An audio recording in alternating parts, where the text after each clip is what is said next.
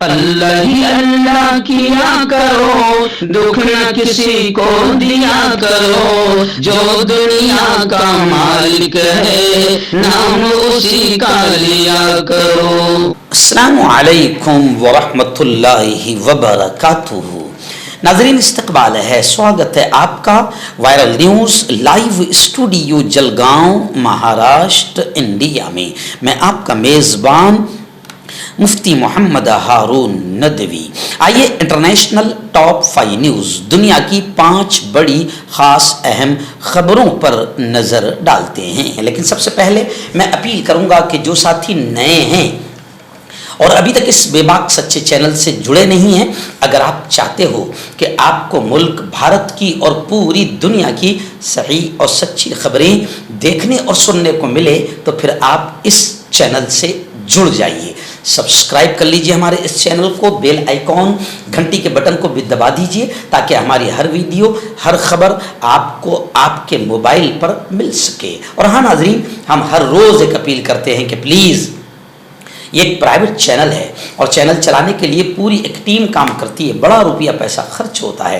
اگر آپ چاہتے ہو کہ ایسے چینل جو ظلم اور ظالموں کے خلاف بے باک انداز میں بول رہے ہیں، اگر آپ چاہتے ہو کہ ایسے چینل مضبوط ہوں تو پلیز آپ چینل کی فائنینشیل ہیلپ، مالی تعاون، مالی مدد ضرور کیجیے۔ اسکرین پر آپ نظر ڈالیں، ہمارے چینل کا بینک اکاؤنٹ نمبر بھی دیا گیا ہے، اور اگر آپ آن لائن پیسہ بھیج کر مدد کرنا چاہتے ہیں تو گوگل پے، فون پے اور پے ٹی ایم تینوں کا ایک ہی نمبر ہے 9637541786۔ اللہ نے جو بھی آپ کو طاقت دی ہے اس اعتبار سے ہر دن یا ہفتے مہینے میں ایک بار ہی صحیح 100 200 500 1000 جو بھی آپ چینل کی مدد کر سکتے ہیں، پلیز چینل کی مدد کیجئے، ہمارا ساتھ دیجئے۔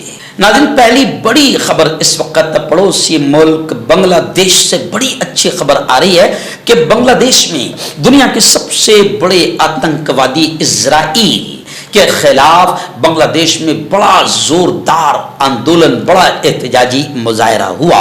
بتایا جا رہا ہے کہ 1 لاکھ سے زیادہ لوگ سڑکوں پر نکل آئے، اور نیتنیاہو جو دنیا کا سب سے بڑا آتنکی ہے اور ڈونلڈ ٹرمپ جو اس آتنکی کا باپ ہے، ان دونوں کے پتلے بھی بنگلہ دیش میں جلائے گئے اور ان کے خلاف زوردار نعرے لگائے گئے۔ بنگلہ دیش کی راجدھانی ڈھاکہ میں اسرائیل کے خلاف احتجاجی مظاہرہ کیا گیا۔ ڈھاکہ یونیورسٹی کے علاقے سہروردی پارک میں سنیچر کو ایک ریلی نکالی گئی۔ مقامی میڈیا نے سہروردی پارک میں جمع ہونے والے لوگوں کی تعداد 1 لاکھ سے زیادہ بتائی ہے۔ خبریں ہیں کہ مظاہرین نے غزہ کی پٹی پر اسرائیل کے حملوں کی مذمت کی اور فلسطینیوں سے محبت کا، حمایت کا اظہار کیا۔ فلسطینی پرچم اٹھائے ہوئے مظاہرین نے آزاد فلسطین، فری فلسطین کے نعرے لگائے۔ رپورٹ کے مطابق مظاہرین نے امریکی صدر ٹرمپ اور وزیر اعظم اسرائیل بنجامن نیتنیاہو کے پتلے بھی جلائے۔ یہ بھی دعویٰ کیا جا رہا ہے کہ کچھ لوگوں نے بھارتی وزیر اعظم نریندر مودی کا بھی پتلا جلایا۔ مظاہرین نے ان رہنماؤں پر اسرائیل کی حمایت کا الزام لگایا۔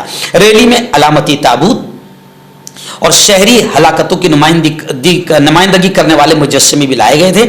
ان کے ذریعے یہ دکھانے کی کوشش کی گئی کہ غزہ میں کیا غلط ہو رہا ہے۔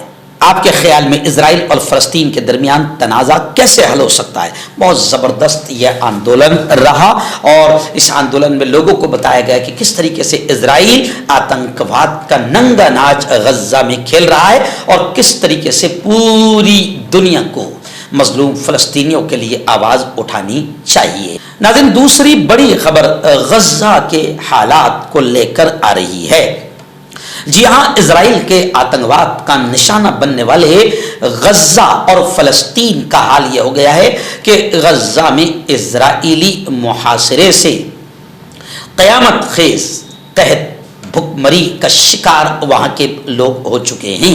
خبریں آ رہی ہے کہ 60,000 بچے موت کے منہ میں جا سکتے ہیں صرف فاقہ کشی اور بھوک کی وجہ سے۔ اقوام متحدہ نے، UN نے فوری جنگ بندی اور انسانی امداد کی बिला ताअत्तुल फराहमी का मुतालबा किया है कि उन्हें मदद फौरन पहुंचाई जाए। जबकि खबर यह है कि इजरायली आतंकवादियों ने वहां पर खाने पीने के ट्रक, पानी की बोतलें और दवाएं भी वहां पर पहुंचने नहीं दी जा रही है। इसलिए अक़वाम मुत्तहिदा ने कहा कि सबसे पहले तो जंगबंदी और फिर उसके बाद इंसानी इमदाद वहां पर फौरी पहुंचाई जाए। गजा की पट्टी पर इजरायली जारहियत का यानी सीज फायर जंग बंदी के बाद 27 रोज हो चुके हैं कि लगातार इजरायली आतंकवादी वहां पर बमबारी कर रहे हैं और निहत्ते शहरियों का कत्लेआम जारी है। नाज़रीन, तीसरी बड़ी खबर आ रही है सूडान से। जी हाँ, सूडान की भी बड़े बुरे हालात है। खबरें हैं कि कैंपों में भुखमरी का सामना कर रहे लोगों पर भी हमले किए जा रहे हैं। एक तरफ तो बेचारे पहले ही परेशान हैं, घर बार उनका लुट चुका, बर्बाद हो चुका, और वो कैंपों में पड़े हैं और भूखे हैं, उन पर भी हमले किए जा रहे हैं। खबरें हैं कि 2 दिन में 100 से ज्यादा लोगों को मार दिया गया है। लाखों लोग दूसरी जगह मुंतकिल हो गए हैं। सूडान के दारफोर इलाके में जुमा से जारी हमलों में 100 से ज्यादा लोगों के मारे जाने का अंदेशा है। मरने वालों में कम से कम 20 बच्चों के भी शामिल होने की खबर है। बताया जा रहा है कि यह हमला paramilitary group rapid sport forces RSF के जरिए किया गया। यूएनओ अक़वाम मुत्तहिदा के मुताबिक आरएसएफ ने अल्फा शहर और पास के और भी जो पनागजीन कैंप है वहां पर जमीनी हमले भी किए, फजाई हमले भी किए।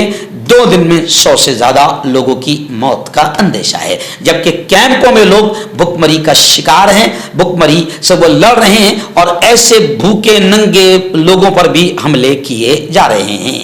अगला दिन बड़ी अफसोसनाक खबर इंडियन स्टूडेंट्स के लिए भी आ रही है अमेरिका से। जी हाँ, आपको याद होगा कि अमेरिका में जो स्टूडेंट्स, चाहे वो किसी भी मुल्क के हो, हमारे प्यारे मुल्क हिंदुस्तान के भी बहुत स्टूडेंट है, और अमेरिका में स्टूडेंट्स ने, पढ़ने वाले बच्चों और बच्चियों ने फलस्तीन और गजा के दर्द को समझा था और कैंप लगा कर कॉलेजों और यूनिवर्सिटियों में धरने दिए इजराइल के आतंकवाद के खिलाफ।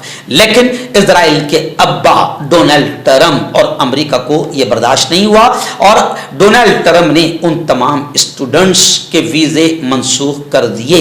और अब खबरें आ रही है कि 100 से ज्यादा 122 से ज्यादा गैर मुल्की फॉरेन के तलबा की इमिग्रेशन हैसियत को मंसूख कर दिया गया, यानी उनकी इमिग्रेशन वीजे वगैरह खत्म कर दिए गए। अमेरिका में ज़ेर तालीम गैर मुल्की तलबा, चाहे वो हिंदुस्तान के हो या किसी भी देश के, उनके लिए खतरे की घंटी बज चुकी है। अमेरिका में बैनुल अक़वामी तलबा के लिए तालीमी वीजे पर खतरे की तलवार लटकने लगी है। खुसूसन अमेरिका की रियासत टेक्सास में, जहां 122 से जायद गैर मुल्की तलबा के वीजे मनसूख या उनकी इमिग्रेशन हैसियत खत्म कर दी गई है।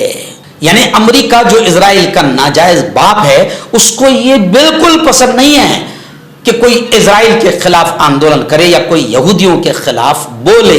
तो अब यहूदियों और इजराइलियों के खिलाफ बोलने पर भी भारी सजा भुगतनी पड़ेगी। जबकि इजरायली आतंकवाद का हाल यह है कि गुज़िश्ता कल भी इजरायली आतंकवादी फौज ने गजा में अल महमदानी अस्पताल पर बमबारी करके उस अस्पताल को भी तबाह कर दिया। कई जख्मी और बीमार अफराद भी शहीद हुए हैं। यानी एक तरफ इजराइल का आतंकवाद खुले आम हो रहा है और एक तरफ अमेरिका जैसे नाजायज बाप इन आतंकवादियों की पूरी मदद कर रहे हैं। आइए आखिरी बड़ी खबर आ रही है ईरान और अमेरिका को लेकर। जी हाँ, आप जानते हैं कि ईरान के जौहरी प्रोग्राम को लेकर अमेरिका और ईरान की बरसों से ठनी हुई है। लेकिन अब खबर आ रही है कि ओमान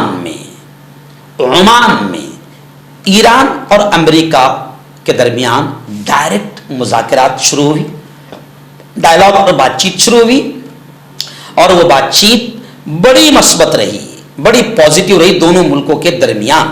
और दोनों फरीकों ने इन मुज़ाकरात को, बातचीत को अगले हफ्ते तक जारी रखने पर इत्तेफाक किया।